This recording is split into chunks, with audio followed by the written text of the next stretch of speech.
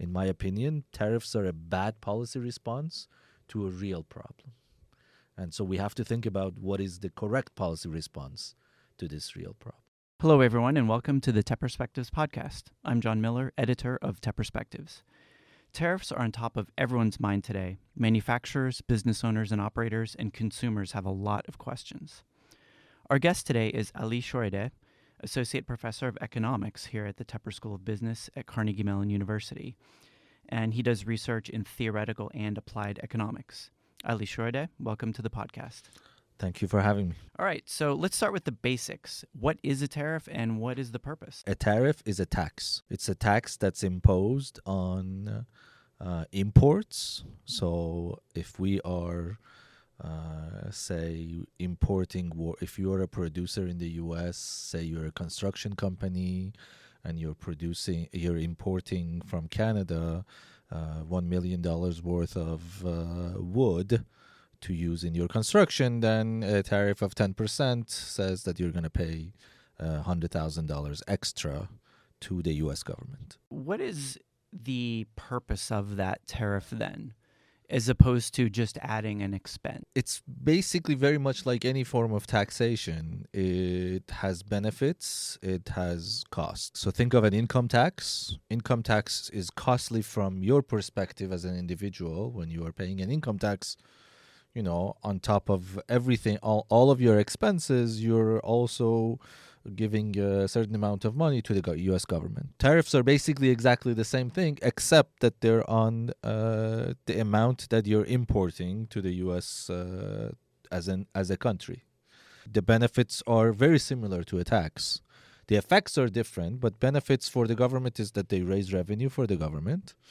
And so in that sense, they reduce the budget burden, although we can argue about whether the amount is at a level that does actually significantly reduce the burden for the government. There are also other indirect benefits. For example, since they're effectively a form of protectionist policy, they are good for domestic producers. If you are a wood, going back to the wood example, if you are somebody who is processing wood to be sold to construction companies, and there is a 10% tariff on that same product that's being brought to the country, you're going to be better off because it's more likely that the importers or the construction companies switch to the domestic products because all of a sudden the foreign products are more expensive. So let's talk about that for a moment in terms of raw materials. Sure. Because there are tariffs on raw materials such as steel, aluminum, or computer components, things that are used as the building blocks for other products. Manufacturing goods. Yeah, manufacturing goods. Right now, for example, wood is an easy resource to acquire. Trees grow, right. We can cut them down and use the wood. Right. However, a processed material such as steel is something we have to make. Right now, we do not have necessarily the capacity to manufacture enough steel for everyone in the country to use, so we do have to import that. When we have a tariff on an import such as steel, how does that affect the industries that rely on using that raw material and they don't have a domestic source? So naturally, it will since it was making their costs go up. These are basic sort of economic principles. Your cost goes up. Either you have to sort of eat it, so reduce your other expenses, or if you're a simple small business owner, basically just reduce the amount that you always take for your own income from your business. Reduce your profits if you're sort of a public company that has shareholders, and potentially the value of the shares will go down, or raise prices, in which case you're effectively, instead of eating this extra cost that's coming your way, you're pushing it towards the customers, and so that's sort of the natural effect that it will have, at least in the very, very short run. There is always an issue of how quick are businesses to realizing that there is now this need for domestic production. especially if we're thinking about industries where, the fixed costs are not very high. So, they don't require heavy machinery to produce something domestically. They don't require to spend, a huge upfront cost, sometimes referred to as capital expenditure or investment. Then perhaps it doesn't take that much time to switch to domestic production. But you're right that in general, when we have to build a lot of heavy machinery or big production floors to produce something domestically, it's naturally going to take us time, and in that time we're gonna have to pay for that somehow, either through lower profits, lower income for business owners, or higher prices and more expensive goods for the customers. Mm-hmm. Yeah, and there, for example, in May, Reuters did have a report that tariffs will cost companies more than $34 billion.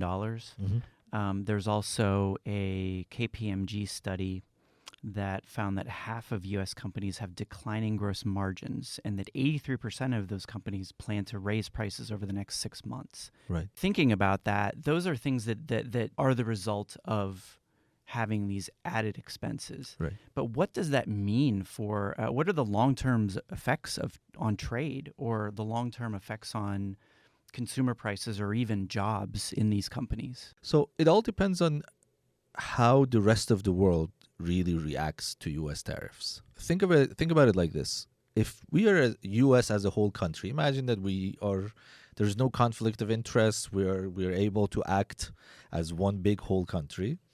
Tariffs in that world are going to be useful. Why is that? Because they're a source of revenue. But more than that, since tariffs cause the U.S. as a whole, so think about steel. We're importing most of our steel from China. Imagine that we impose a tariff of 10% on the steel. So what it does is that as a whole, for the whole country, tariffs are more expensive. The price that the whole country pays on the imported steel has gone up. What is it the basic economics says about demand? When prices go up, demand goes down, right? So we're going to consume less. We're going to buy less of this steel. Yeah? That buying less of this steel causes pre-tariff prices to actually go down. So in other words, if steel was being $100, yeah, if we put a tariff of 10% on that $100 price per ton of steel, our cost now goes up by 10%, which goes to 110 per ton. But because we cut back from our demand for steel, something gets more expensive, buy less of it or switch to an alternative. What this does is it reduces the $100 price that we pay pre-tariff.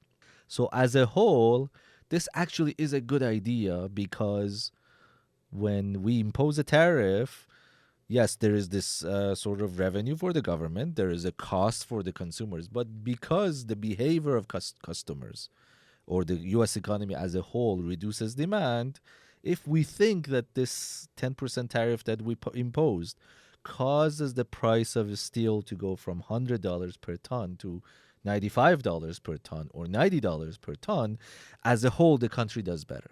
Now, so in that world, of course, the thing that it does is, the question is that international trade, what you're doing is always, when you're buying something, you're also selling something. So when you're importing the steel, you are purchasing with something, either by some sort of by providing goods and services to the rest of the world. So we're also exporting. And so now what China can do as the country is to retaliate, right? So in a world without retaliation, tariffs are always a good idea. But the problem with that is that countries retaliate. And so we're going to end up in sort of, sometimes I'm going to use an economics term. In economics, especially in game theory, we talk about this thing that many of your listeners might have heard of, called prisoner's dilemma, where, two people who are acting in their own self-interest end up hurting each other. And so in this world where we are imposing a tariff on China, if China doesn't retaliate, it's a good idea. We should be doing it. But if China retaliates, then we're both hurting each other. And so we're trying to do better But because we're not being coordinating with each other, we're ending up hurting ourselves.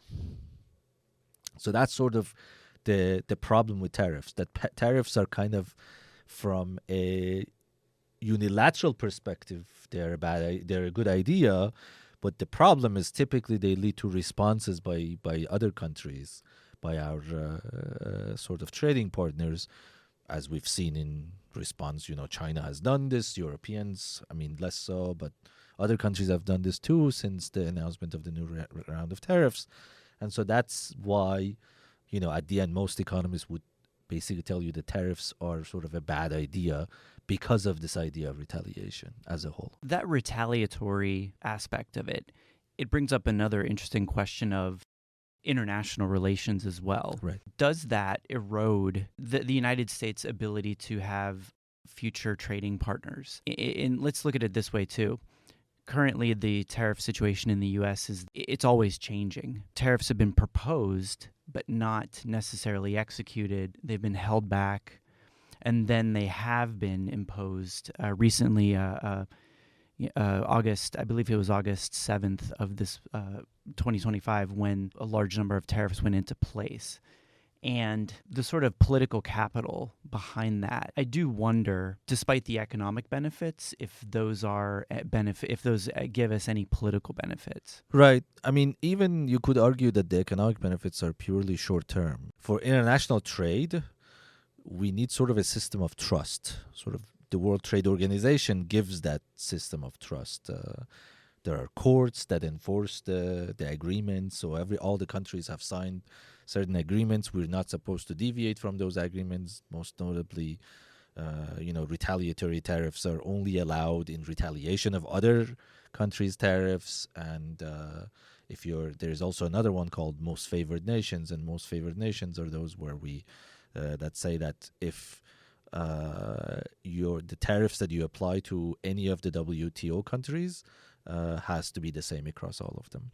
Bottom line is that there's a lot of policy coordination that goes into signing these agreements. And just walking away from the agreements is, as you said, is going to be politically costly. Political cost would be that other countries are not going to adhere to WTO policies necessarily.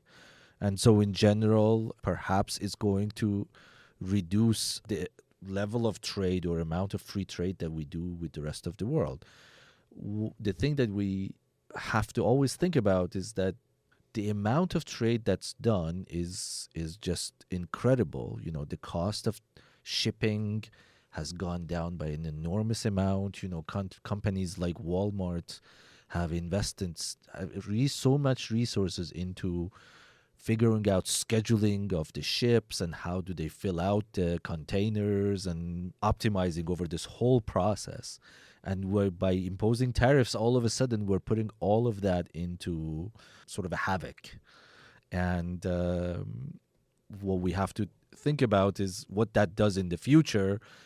Effectively, it means that perhaps countries signing into WTO agreements are not as willing to cooperate with the rest. Maybe, again, it really depends on what other policymakers in other countries really think about what's going to happen in the U.S. Do they think that future governments are going to turn this around? Not. All of that really is going to come into play.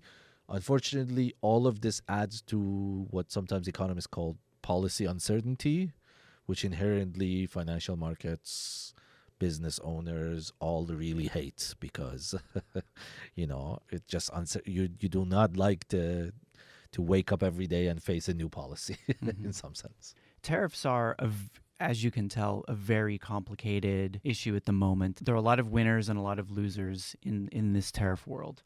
What is the one thing that everyone should know about tariffs? Perhaps the thing that I do want to finish with is that these tariffs are put in place perhaps not because of sort of a policy whim, but there are real problems that the U.S. is suffering from, and this is sort of perhaps the least cost response to it. What we've seen in the past 20 years of international trade, especially since China joined WTO in 2001, is that manufacturing in many of the Western world or in the US has declined. And so that has meant lots of people actually losing their job, not in the sense that they don't know how to pay for things. They have to work in a sort of a job that they don't necessarily have the skill for, or an alternative job that they don't necessarily like it or doesn't have as much benefit and so on. And these tariffs, which are a protectionist policy, which potentially help domestic producers in the long run, potentially, are being a simple policy response to that real problem. The problem is real. We cannot hide behind the fact that tariffs have been sort of chaotic and so on and so forth to say that this problem, the political problem that we face, which is the decline of manufacturing in the US, is not real. That problem is real. I think what we need to think about really is what is the best policy tool to react to this. And so in some of my research, I've done this. We have policy prescriptions. So for example, using what we call differentiated VAT taxes are much better policy tool to sort of try to fight this issue with the manufacturing. But bottom line that I want to emphasize is that problem, that is the decline of manufacturing and the decline in the US, and as a result, the decline of the lifestyle or standard of living, perhaps, for manufacturing workers in the US is something real. And in my opinion, tariffs are a bad policy response to a real problem. And so we have to think about what is the correct policy response to this real problem. Again, they are imperfect.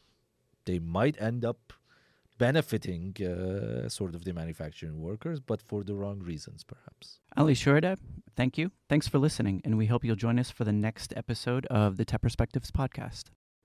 The TEP Perspectives podcast is a production of the Carnegie Mellon University Tepper School of Business. To learn more, visit tepperspectives.cmu.edu.